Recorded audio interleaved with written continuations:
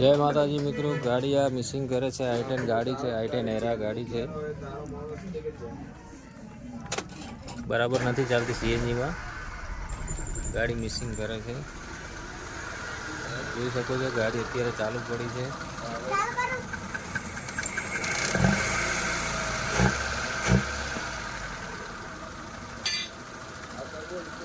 Plug wire નીકાળીને check કરીએ આપણે. ચોથા નંબરનો પ્લગ છે એ મિસિંગ કરે છે.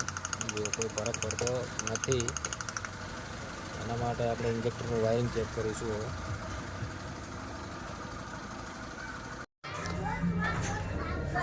જય માતાજી મિત્રો, તો આપણે 4 નંબરનો ઇન્જેક્ટરનો વાયર જે સોકેટ છે એ નીકાળી દીધું છે. હવે એના અંદર ચેક કરવાનો છે, કારણ કે 4 નંબરના પ્લગમાં પેટ્રોલ આવી જાય છે, ગાડી મિસિંગ કરે છે. આપણે સ્ટાર્ટ કરીએ ગાડીને.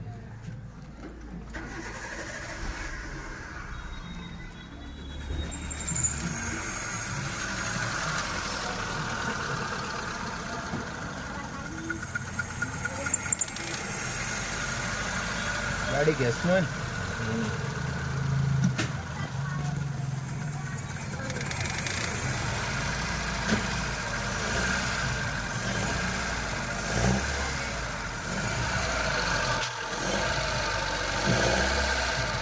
નોર્મલ આવે નહીં આવતો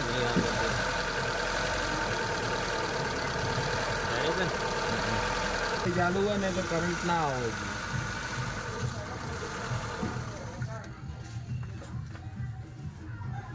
તો મિત્રો ઇન્જેક્ટર ખરાબ છે, ડાયરેક્ટ થઈ ગઈ છે 4 નંબરનું. કારણ કે ગેસના અંદર ગાડી ચાલુ હોય તો કરંટ ના આવવો જોઈએ ઇન્જેક્ટરના વાયરિંગમાં. તો એ વાયરિંગ કમ્પ્લીટ છે, ઇન્જેક્ટરના અંદર પ્રોબ્લેમ છે એટલે ગાડી મિસિંગ કરે છે. પેટ્રોલ પણ ઓછું થાય છે પાલ્ટીને. કે સેલ માર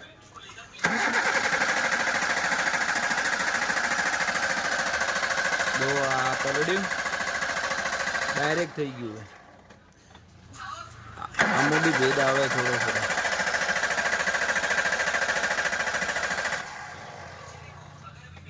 આની અંદર બી ભેદ આવે. જય માતાજી મિત્રો, તો આપણે બે ઇન્જેક્ટર બદલ્યા છે. આ જો પેટ્રોલના ઇન્જેક્ટર હતા જે ડાયરેક્ટ થઈ ગયા હતા એ બદલી દીધા છે. બીજા સેલ મારો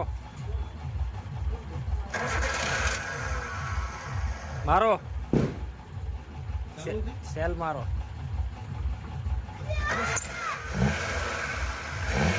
શેમાં ચાલુ હોય?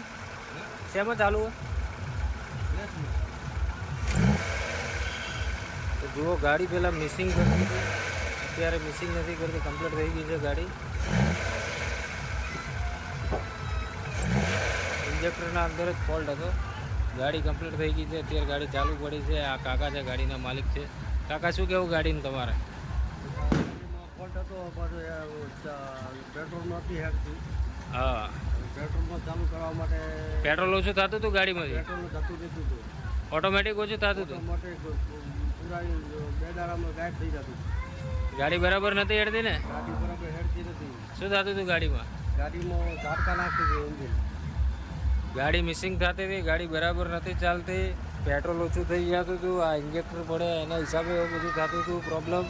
આ ઇન્જેક્ટર ડાયરેક્ટ થઈ ગયા હતા. સીએનજીમાં પણ ચાલુ હોય ગાડી તો પેટ્રોલ ડાયરેક્ટ પિસ્ટન ઉપર આવે. પેટ્રોલને સીએનજી બે મિક્સ થાય તો ગાડી મિસિંગ કરે. એના હિસાબે ગાડીમાં ફોલ્ટ હતો. ગાડી ઓકે થઈ ગઈ છે અત્યારે.